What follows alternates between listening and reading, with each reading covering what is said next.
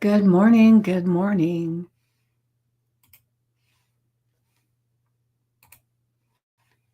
Good morning. As you get here, make sure you say hello and let me know that you're here. Give me just a minute.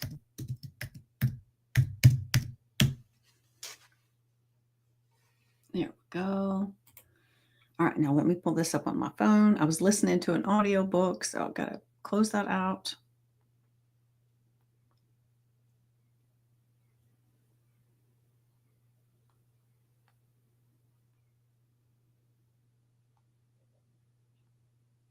All right. Here we are. It's a beautiful morning, although a bit chilly. I did enjoy the little spring-like warmer weather that we had, but now it's chilly again, but it's going to be warming up during the day, so I can handle it. It's good.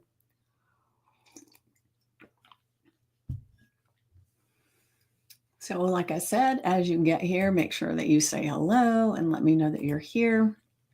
I appreciate you. And I'm going to, oh gosh, I'm looking at the journal prompt I've got down here. Maybe it's way too long, so give me a second. It may be a two-parter. All right, let's see if the affirmation will all go in one. Yes. All right, so I'm going to go ahead and jump into the affirmation. And I realized I've got my earbud in my ear. And I forgot my glasses. I was washing my glasses, cleaning the lenses, and laid them down because I wash them with some soap and water and let them dry. And so they're in there drying, so I don't smear them up with trying to get rid of the water. But so here I am. All right. So our affirmation for today is I am the creator of my future. Every choice I make, every belief I hold, and every action I take shapes what's ahead. I don't wait for life to happen. I make it happen. Now, there's a whole bunch in there. You could even break that apart and make 3 affirmations out of it. Do what feels good to you. So utilize what is the best part of the whole thing. And so that you are reminded throughout your day that it is up to you, right? It is your joy for your future. And we all fall prey to the, well, this is happening and that's happening. And so that determines what's going on within me or my future. But the thing that is important for us to remember, and have to remind myself as well. I'm not perfect at this by any means, by any stretch of the imagination. So I have been studying this and working with this for quite a while. And I can catch myself a lot quicker than I used to, but I still fall into that trap of thinking of the things that can go wrong, right? And so the thing is that it's kind of like, what is it, the chicken or the egg, which came first? Did the things that are happening out here come, and then that's why you feel like you do, or is why you feel like you do what created what's out here? Well, it's actually an internal thing.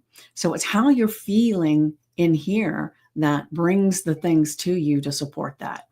And so it's really important to catch yourself when you're having these moments of feeling inadequate, or moments of looking or trying to avoid conversations, or trying to avoid the hard things that you need to do for your business or for your relationship, or all those things, right? Maybe there's something that's coming up with you about money, and there's a hard decision that you've got to make, but you got to make a decision. You've got to do something, because that's what creates this in here and then reflects out there. And a lot of times we want to put our head in the sand and ignore things.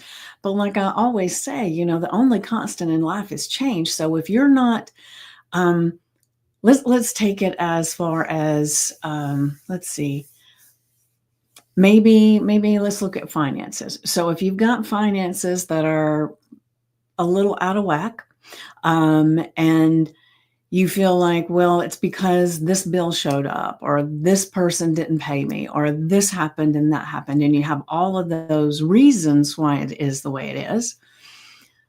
But if you're the creator of your future, and every choice you make, every belief you hold, and every action takes the shape of what's ahead, do you want to give the power to everybody else, everything else? No. So it's time to look at things. And so when we're talking about finances, maybe it's like, look at that list of bills that you have, and go ahead and get peace with it. And start making a list. Maybe there's an action that you can take that will just start alleviating it.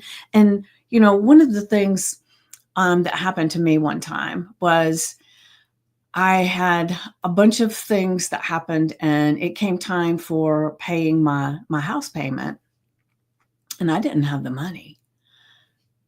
But I didn't want to call and tell them. I didn't want to admit that either I had mismanaged my money, or all the things that were coming up for me. It made me feel very inadequate. It made me feel stupid. It made me feel all these things, right? And I didn't want to admit to any of that. And so I buried my head in the sand. Well, then because I did that, the next month was about the same. And it was like, it just became this perpetual thing that was happening. And I just kept getting further and further. Even though I would get that payment made, it would be late. So then they tacked on all the fees. And so because I was burying my head in the sand, things were just continuing to go south, right? And so I finally said, okay, I've got to reach out and talk to them, because I don't want them to end up, foreclosing on my home, and I don't have anything, right?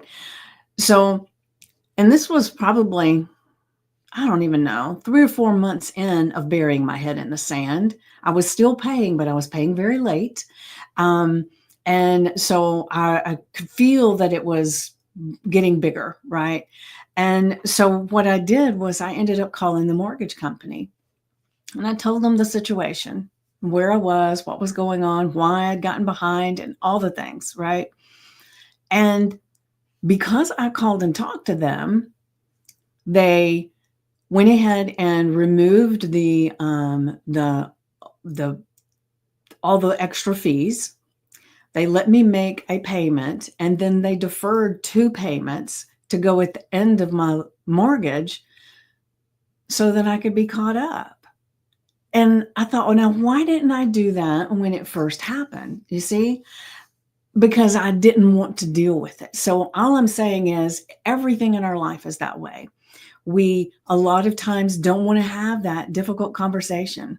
We don't want to admit that maybe we didn't do things that we should have done, whatever it is. And so we just kind of bury our head in the sand and don't deal with it. But when we're doing that, we're creating the future we don't want, right? Because what we think about, what we feel, and everything, that's what creates it, right? Good morning, Lynn. Good morning. Great to see you here. And so it's time for us to really step into this knowing, this inner knowing, that we do create our own future. Every choice we make, every belief we hold, and every action we take shapes what's ahead.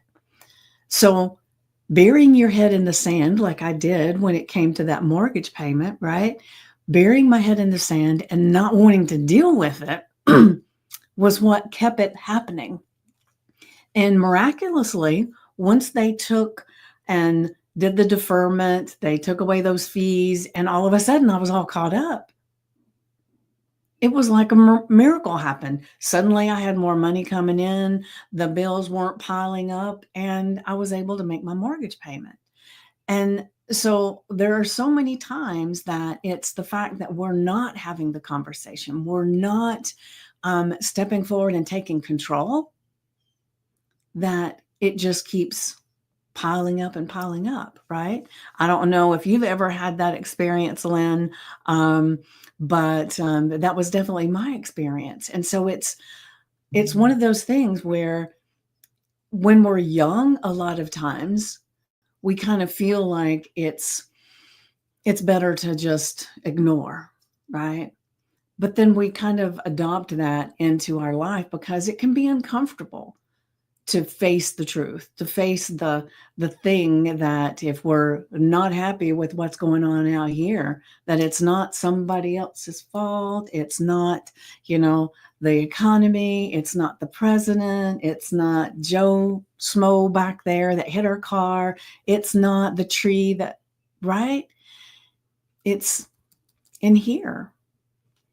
And the sooner we can acknowledge that we can control it, even though sometimes we'll still fall into that little rabbit hole of, oh, I don't want to look at that.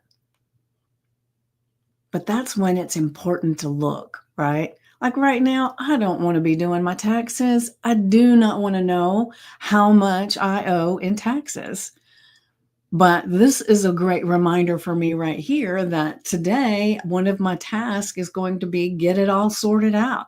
And go ahead and call my CPA and figure out when we can connect and she can do my taxes for me.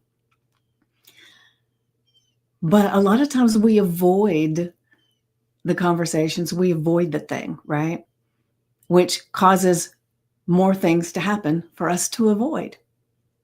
Let's kind of step into creating and exploring what we can do and just enjoy the process, right?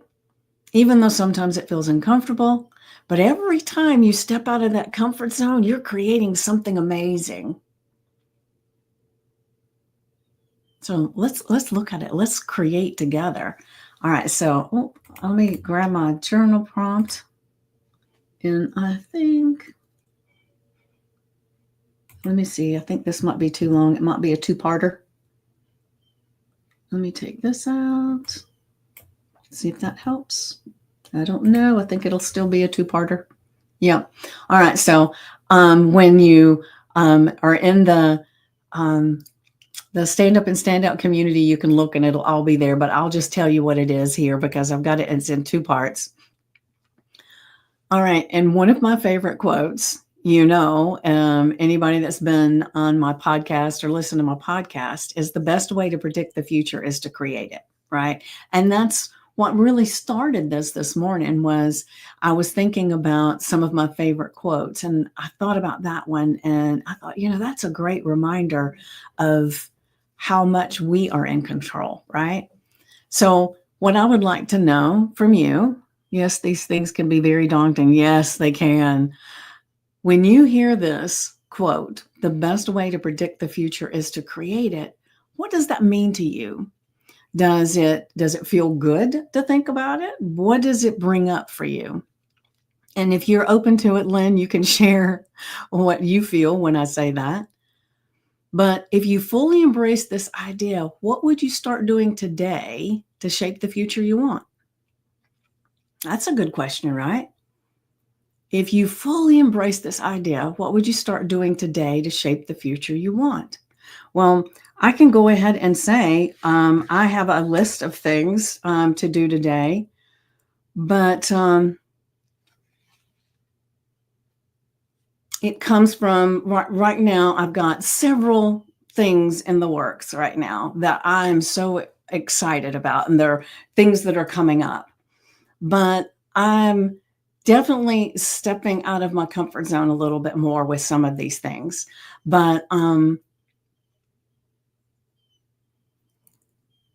the thing is that today I am reminding myself that not facing something that's maybe hard or that feels like it's in the horizon doesn't make it go away. It makes it get bigger. It makes me think of when my daughter was little, she used to watch these little biblical cartoon things. It was called Veggie Tales. I don't know if you've ever heard of them, but they had one that I thought was so cool, and it was called the rumor weed. And I know we're not talking about rumors here, but it's the same kind of thing. With the rumor weed, it was like a little weed that was out there, and then because of people passing around these rumors, the weed kept getting bigger and bigger and bigger. And finally, it was like this huge giant that was trampling people and stuff, right? Or trampling the cartoons anyway. And that's kind of what happens when we pretend something's not happening, or we're not doing what we need to do, right? Is that it just keeps getting bigger and bigger, because the one constant in life is change, right? So when we decide to do nothing, it doesn't stop. It still expands, it grows, it becomes even more. Like I said, when I was avoiding that mortgage thing, having that conversation and everything, every mortgage payment that I didn't make, it didn't just stop there. No, there were all these fees that came onto it, and lowering my credit score, doing all the things, right? Just not doing anything didn't mean it stayed the same place. And it's that way with everything. When we choose not to address something that we need to address, it gets bigger. And that is in every area of our life. So this is a beautiful way to look at fully embracing that idea that the best way to predict the future is to create it. What would you start doing today to shape your future you want? Well, I'm continuing to step out of my comfort zone. I've got my list here. I'm going to make sure that I do everything on my list. I do my dares in the Find Your Story. So what else is it I got there? I've got someone that I'm having that is going to be a guest expert for next month, and I still haven't got that scheduled, so I'm going to be scheduling that today. I am working on my fictional book that I've been working on for quite a long time. I'm working on that today. So the thing that I'm going to start doing today is making sure that the things that I have on my list, that I actually dedicate time to each one of those. And I'm not saying that I'll dedicate hours and hours and hours, because I don't know, right? There are other things that I want to do too. Like I'm supposed to go to my sister's and do something with her this morning. And I have clients this morning. So there's a lot of things, but I'm putting the conversations that feel uncomfortable, I'm putting them back on the table. I'm not going to avoid those conversations. I'm going to be, or I am choosing to take a step, right? So what small step can you take right now to move closer to the life you're dreaming of? What is that step? So for me, the step is to stand up and have those conversations that feel uncomfortable. That's a huge step. The other step is to really, really dive in and enjoy and love all the things that are on my plate right now, because I'm having the best time, but I can get very scattered because there are so many moving parts. And so getting more organized, and maybe one of the things that might benefit me today is to tidy up my office, get that scattered feeling gone, right? So what do you think you can do today to shape the future you want?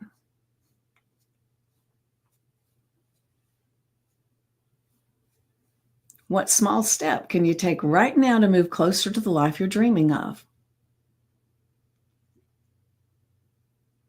So looking at my paperwork on my desk right here, I'm thinking, as soon as I get back from my sister's, maybe I'll be tidying that up. It would benefit me to have more organization, but I will say, sometimes I can get organization and then can't find a doggone thing, because I'm so used to, like, when I've got a lot of projects going, they're all on my desk right here, little stacks of them. And so maybe that's still an organization for me, right? Because then I don't have to go over there and search in all the files for things.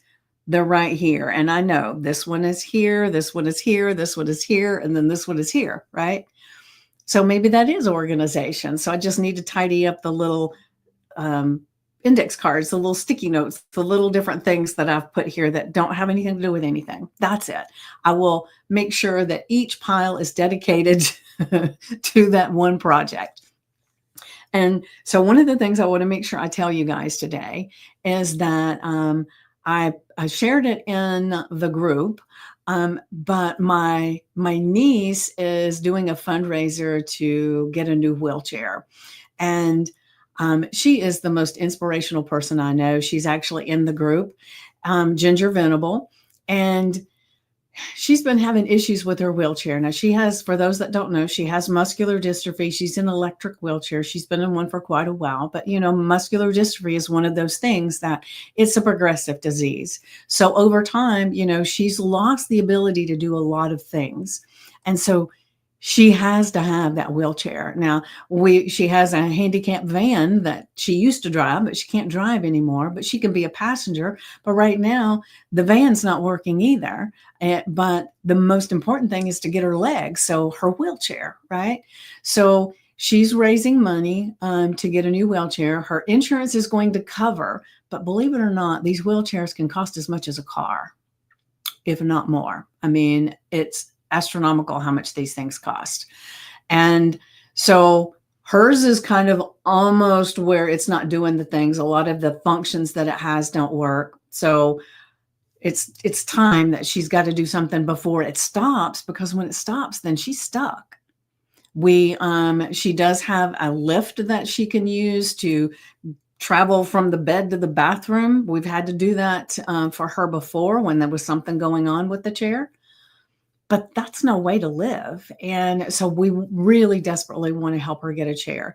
Now, like I said, insurance is going to cover part of the cost, but Ginger has to come up with the rest of it. And so in her situation, that's just not an option. She just doesn't have it. So we're doing a fundraiser. She's created a GoFundMe page, and I'm going to interview her on Saturday at 5 p.m. and I'm going to live stream it. I believe I'm live streaming it in here, but I can't remember. But I'm doing it in another group, and then I'm doing it on YouTube. So if you guys could look at that and get the YouTube link and come to YouTube and at least be there to support her. You don't have to donate anything, but I would love to have her experience a lot of people there to support her. And like I said, she's amazing. So if you can, come there just as a support. But if you want to donate, you can donate, or you can even share her information out. So if you know someone that would benefit from having this seeing her with this conversation, because we're going to talk about, when she first found out and what her thought patterns were. I mean, she was 13 when she found out.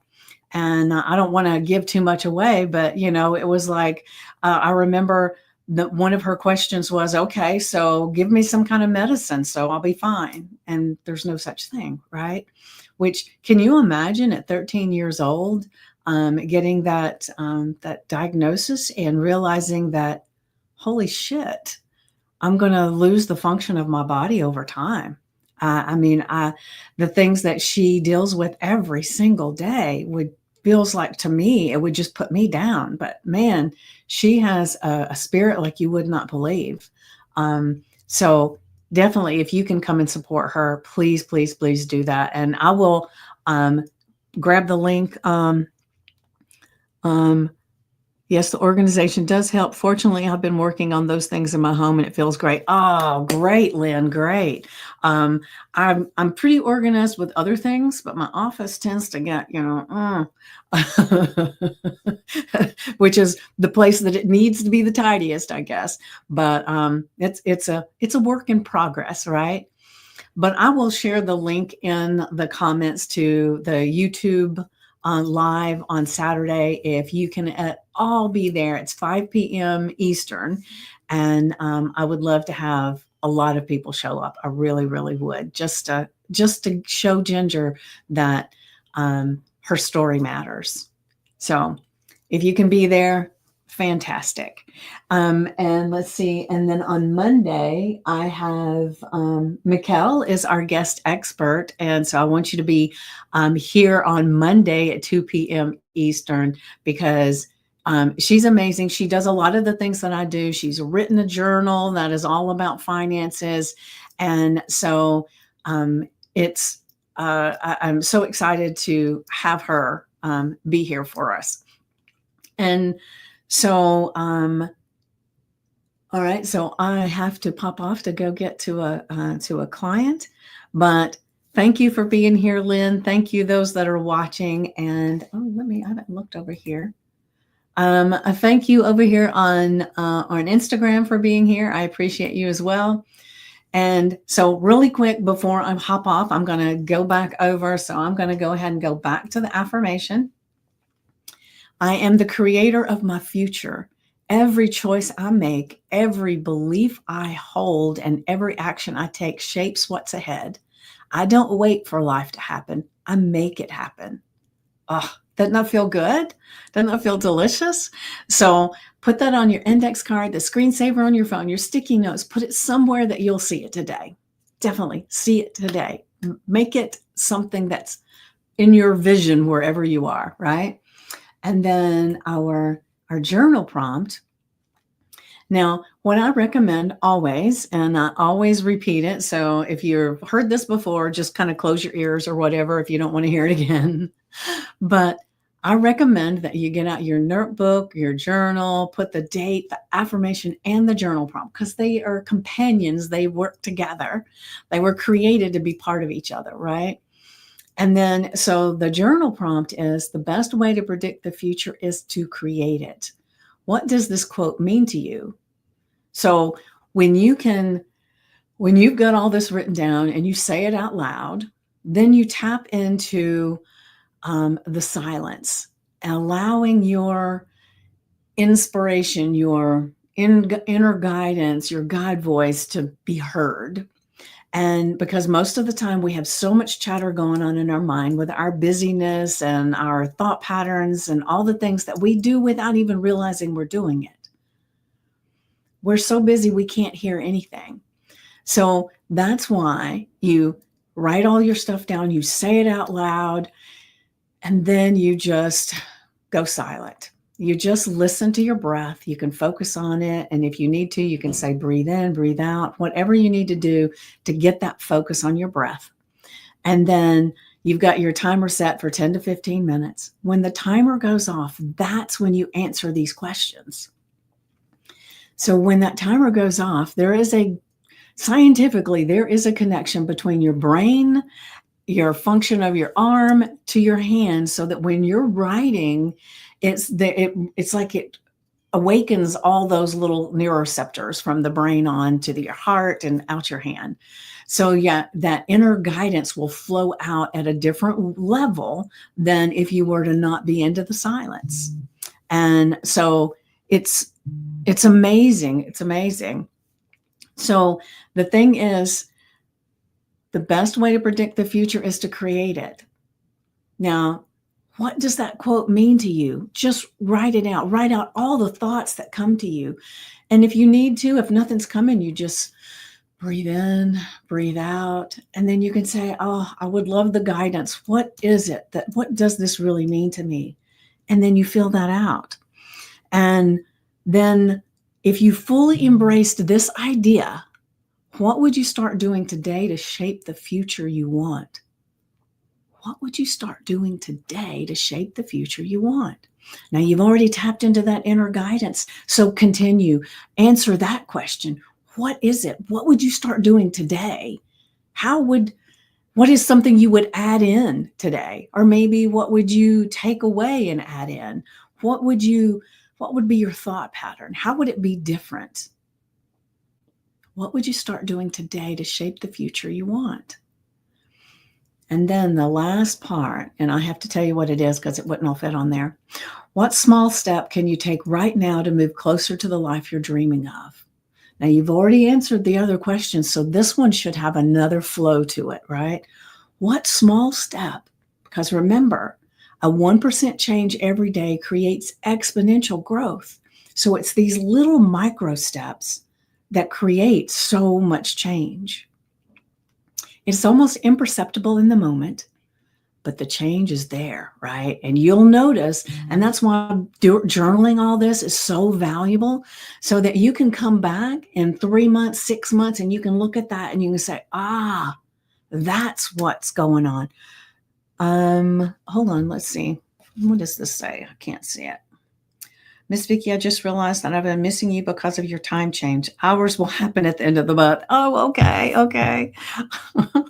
It is interesting. And Jackie, I had a conversation with someone the other day. I was scheduling her to be on my podcast, I think it was, and her time doesn't change at all. So her time zone changes when all this happens. I think she said she was in Arizona. And so she doesn't change from daylight to standard to all that stuff. So when everybody's time changes, her time zone changes. Now, wouldn't that be a weird thing to have to remember too?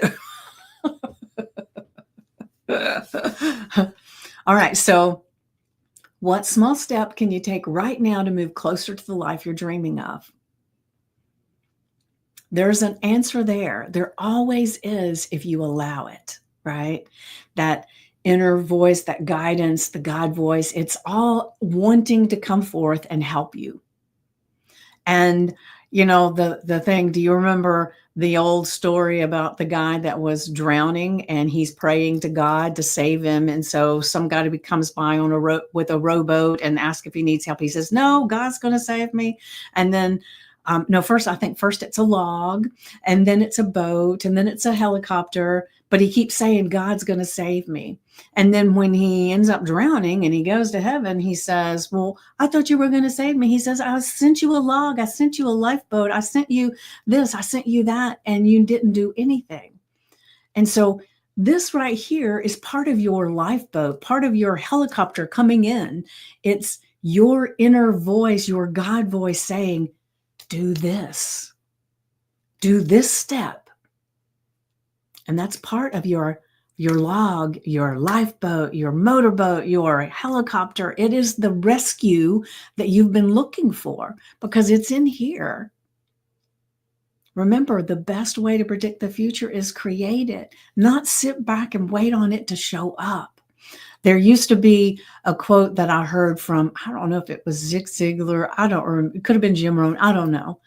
For some reason, I get their quotes all mixed up. And it may not even be theirs. But I used to hear the thing was, people would always say, "Well, I'm looking forward to when my ship's coming in." And he said, "Don't be waiting for your ship to come in. You swim out to meet it." And so this is us swimming out to meet that future that we're creating, right? So what does this quote mean to you? And if you fully embrace this idea, what would you start doing today to shape the future you want? And what small step can you take right now to move closer to the life you're dreaming of? Once you know what that step today that'll shape your future, look at that and figure out what's the first step in doing that, right? You've got this. We've got this. Doesn't mean it's always perfect. Never going to happen. It doesn't mean it's always easy. That can happen, but not always, right? Because stepping out of your comfort zone to create can be a little intimidating. It can be a little uncomfortable. But man, oh man, the payoff, I'm telling you, the payoff is amazing. All right. So you guys have an amazing day, a day filled with creating. All right. So I will see you guys tomorrow. Love you guys.